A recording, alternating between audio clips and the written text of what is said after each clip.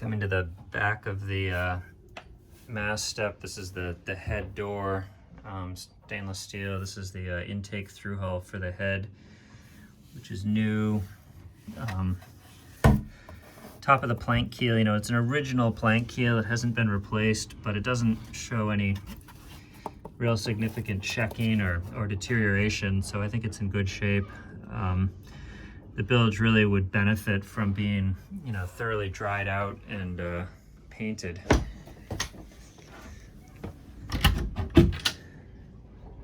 Locker here. See the bronze chain plate. Door's a little stiff. The other hanging locker, you can see that this has all been taken apart before and reassembled, and you can see through the slatting. There's some sister frames that have been put in. It's like the fill pipe for the water tanks. A couple of nice bronze knees.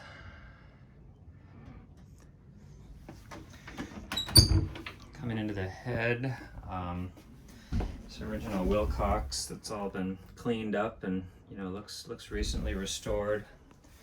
New through hull plumbing, still tarnished. Transducer for the depth sounder or the speedo. Same thing, everything looks pretty decent down here. Some rusty hole saw there that doesn't need to be there. It looks like the mast step or the forefoot there has been replaced. You can see the end of it with some red lead going the other direction.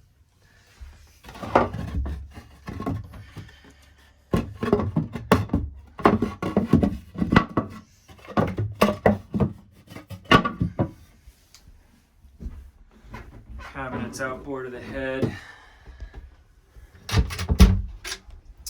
This is kind of cool. It's got a hot and cold shower that's been made from an acetylene torch. So you turn the knobs to turn on the hot and the cold.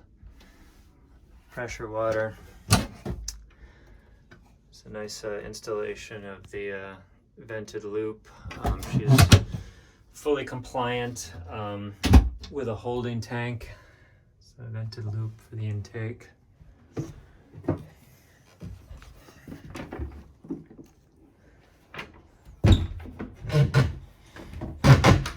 All the doors are a little stiff. They'll need, you know, you can just see that things have shifted a little bit since the interior was installed. There's a little bit of separation up here.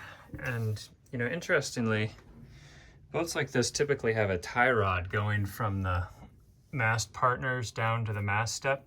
And for whatever reason, this one doesn't. And you can see some separation all the way around here. So when the boat comes out of the water, I would recommend installing a tie rod.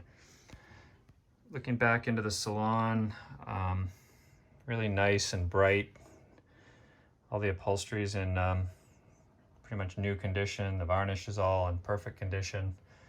Saloon table, gimbal, some big lead counterweights in the bottom. Going along the bilge, the you know, the plank keel and all the frames through the middle of the boat are original, as are the floor timbers. I don't see any evidence of deterioration, but just knowing the age of the boat and the age of this wood, you know, I wouldn't be surprised if there were a few cracked frames up at the turn of the bilge. But there's no way to know it until you know, take the interior out, and there's no reason to do that until there's a problem. So for now, I'd say it's all pretty fine and stable. As I said, I do think the bilge would really benefit from a thorough cleaning, dry it out, and then paint it thoroughly. So again, looking back, tons of headroom. I would say, you know, probably 6'4" all the way up to the front of the head. The two little pilot berths outboard of the settees. We've got the top of the centerboard trunk here with a cool little bronze dial that shows how far the board's up or down. Swinging through the galley, she's got this little alcohol stove, but it looks like, you know, with a little cabinetry work, you could certainly make room for a full gimbaled propane stove, but you'd need to have a new propane locker put in. I've got the ladder out right now for accessing the engine. And a nice big open area back here for hanging foul weather gear. Battery switches, nicely isolated from each other. Here's the distribution panel, AC and DC. She's got a fairly elaborate electrical system that's all pretty new. The ICOM VHF has an AIS that feeds into the chart plotter. Icebox is nice and cold, or clean rather, not cold, but clean. I don't believe she has refrigeration. I think it's just an icebox, but you could certainly add a condenser if you wanted. Lifting up the engine, lots of space. She's got a Beta Marine engine, which must be relatively new, 35 horse, and I believe she's got a Feather and Luke propeller. All the wiring's brand new. The filters are easy to access. Looking back to the stuffing box, again, everything's really clean and easy to access. You can see the fuel tank back there is a poly tank, which is great because you can just look and see what the level is. Nice big cabinet there, missing its shelf. Again, missing the shelves out here. You know, I get the sense that when Gannon and Benjamin finished this project, the boat was never really used long enough for a few of these details to be, you know, really ironed out. So she'll need a little bit of that. Paint on the underside of the overhead's in good shape. I'm just going to clamber up here without taking the time to put the ladder back. Okay, so up on deck, the varnish on the spars is solid. I don't see any peeling. Sails are bent on. The sail covers look brand new from Sperry. The deck, as we know, has been refiberglassed with Dynel, and that looks good. All of the varnish on deck from stem to stern needs to be stripped. You can see areas like this where, you know, the wood's bleached out, and then where it's finally given up, it's turning gray. Pretty much everywhere you look, that needs to be done, but I think it's, you know, the timing is such that if it was done this season, I don't think there'd be any damage to the wood. The steering pedestal here has a nice Edson wheel, B&G chart plotter. I know she also has wireless wind instruments, and the VHF and AIS all tie together into the plotter. That little puck there is the receiver for the wireless wind instrument. These bronze self-tailing winches. Kind of an interesting. I've got the main sheet coming up to the mizzen, but I think that's supposed to come down to the other winch in the quarter here. Popping open the cockpit lockers. It's the batteries and the water heater.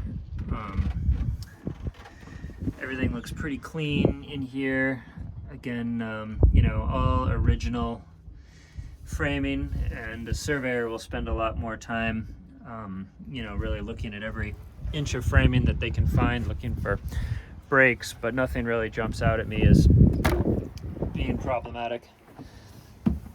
It's like some seat backs here that hook over the coamings. This is a nice bronze shifter. Here's the instruments for the engine. Another battery, inverter charger. All the electronics are brand new. It's the back of the fuel tank. Raymarine here.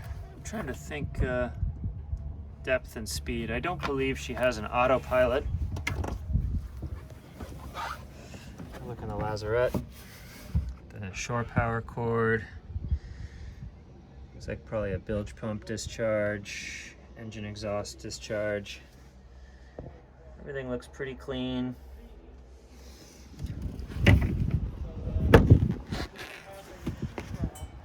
Working our way forward. The deck, you know, because the deck was replaced, it doesn't have a lot of hardware that the boat probably came with. You know, rather than a track for different Genoa sheet positions, she's just got a single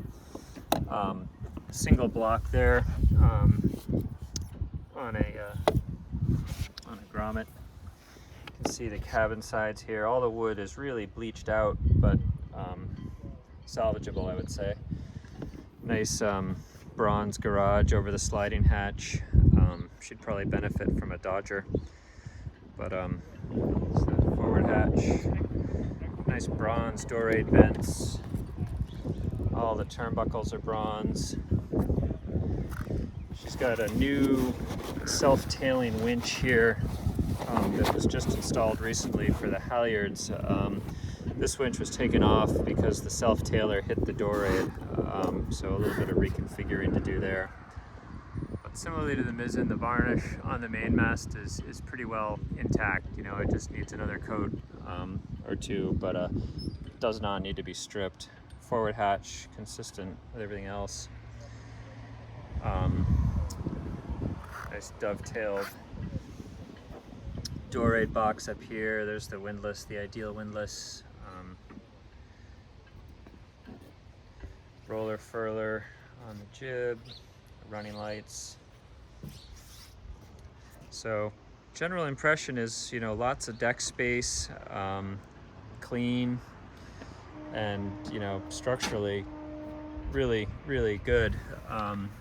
Systems wise, I would say as, you know, as good as new. You can see a little bit more varnish peeling over there. It's the fill for the waste, or the pump out for the waste, and fill for the water. Some nice bronze pedestals back here for the sheet winches. I like that there's actually room to sit on the aft deck here. I think that would be a popular seat. Twin spreader rig.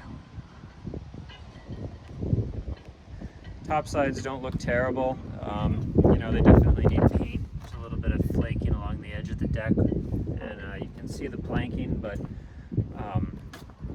you know, it doesn't look bad. Some more peeling along the edge of the tow rail. It's, again, you know, pretty consistent with everything else on the boat.